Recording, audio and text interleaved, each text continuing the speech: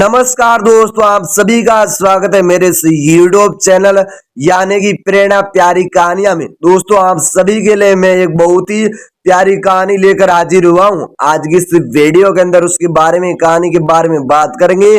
चलिए वीडियो करते हैं स्टार्ट। एक गुरु अपने शिष्य के अत्यधिक विकास से बहुत ही खुश थे। उन्हें लगा कि अब शिष्य का मार्गदर्शन करने की कोई जरूरत नहीं है, इसलिए उस शिष्य को एक दिन नदी किनारे बनी अपनी छोटी सी कुटिया में छोड़कर निकल पड़े।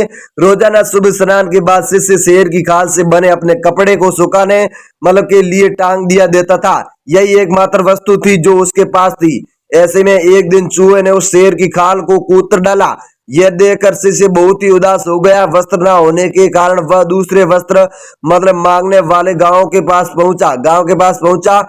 अगले ही दिन चूहों ने दूसरे वस्तु में ही छेद कर डाला।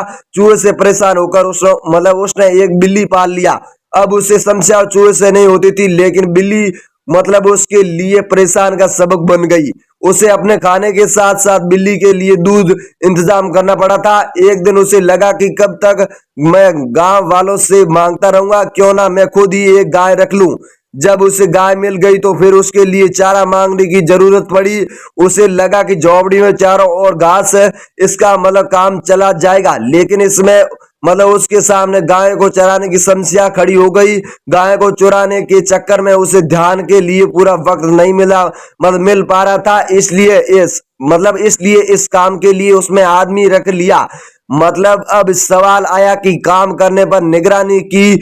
इसके लिए उस शिष्य ने एक महिला से शादी कर ली जो इसके इन सारे कामों में निगरानी करती है और उसका काम में हाथ बटाती। आगे चलकर ऐसा वक्त आया जब वह गांव का सबसे धनी व्यक्ति बन गया। कई सालों के बाद अचानक एक दिन गुरुजी उस गांव में पहुंचे। सब कुछ बदला हुआ देखकर दंग रह गए। यानी कि उन्होंने देखा कि जहाँ कभी कुटिया हुआ करती थी, वह आज एक आलीशान इमारत खड़ी है। उन्होंने एक नौकर से पूछा, क्या ये वही जगह नहीं है जहाँ कभी मेरा एक शिष्य रहता था? उन्होंने कहा कि नौकर उन्हें कोई भी जवाब देता, इससे पहले ही गुरु का वह शिष्य हाजिर हो गया।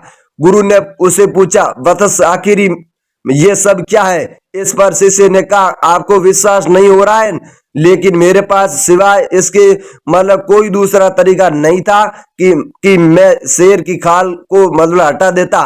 ऐसे में तानसेन अकबर दरबार ने नवरत्नों से में से एक थे। वह अपने समय से मशहूर संगीतकार थे। ऐसा कहा था कि जब हम तानसेन मेघ मल्हार गाते थे तो बारिश होने लगती थी। इसी तरह उन्होंने दीपक राग गाया तो धरती के दीपक अपने आप ही जल उठे। एक दिन अकबर ने तानसेन से कहा, मैं तो उसे संगीतकार का संगीत सुनाना चाहता हूँ जिसने तुम्हें संगीत सिखाया। इस पर तानसेन ने कहा, महाराज, मेरे गुरु तो स्वामी हरिदास है। वे तो आपके दरबार में आएंगे नहीं, क्योंकि मेरे तरफ वे आपकी नौकरी में नहीं है। वह जंगल में एक झोपड़ी में रहते हैं। यानी कि उन्होंने सही एक जवाब दे दिया।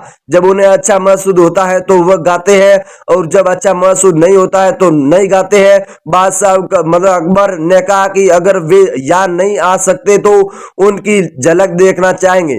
जब वे हरिदास की झोपड़ी में पहुंचे तो देखा कि वह झोपड़ी के बाहर चुपचाप बैठे और उनका वाद यंत्र पास में रखा है। यानी कि बादशाह अकबर ने कहा, तानसेन, क्या अब आने के बाद भी हम हरिदास जी का संगीत सुनेंगे, यानी कि बिना ही लौटाना पड़ेगा? तानसेन ने कहा, मैं कोशिश करूंगा, थोड़ी प्रतीक्षा कीजिए। तानसेन ने गाना शुरू कर दिया। थोड़ी देर ही बाद जानबूझकर तानसेन ने जरा सी गलती कर दी। इस पर अपने गुरु हरिदास के तंत्रकाल टोका और कहा कि तानसेन, इन तरह मत गाओ। और इतना कहकर स्वामी हरिदास ने खुद ही गाना शुरू कर दिया।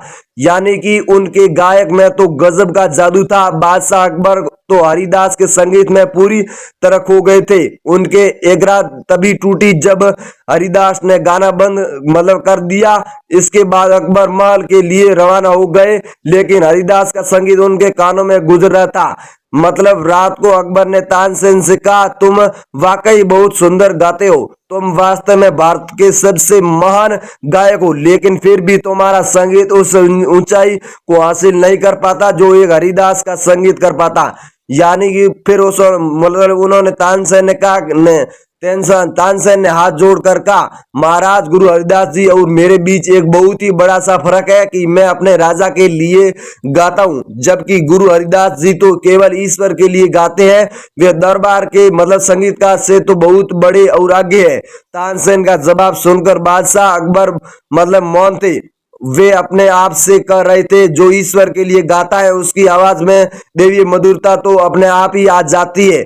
यानी दोस्तों, आप सभी को ये प्रेरणादायक कहानी बढ़िया लगी हो या अच्छी लगी हो या प्यारी लगी हो तो इस चैनल को सब्सक्राइब जरूर करें, इस वीडियो को आगे से आगे शेयर जरूर करें और इस चैनल को सब्सक्राइब कर दिया तो आपको हर वीडियो की नोटिफिकेशन मिलती रहेगी। तो thank you so much videos को देखने के लिए।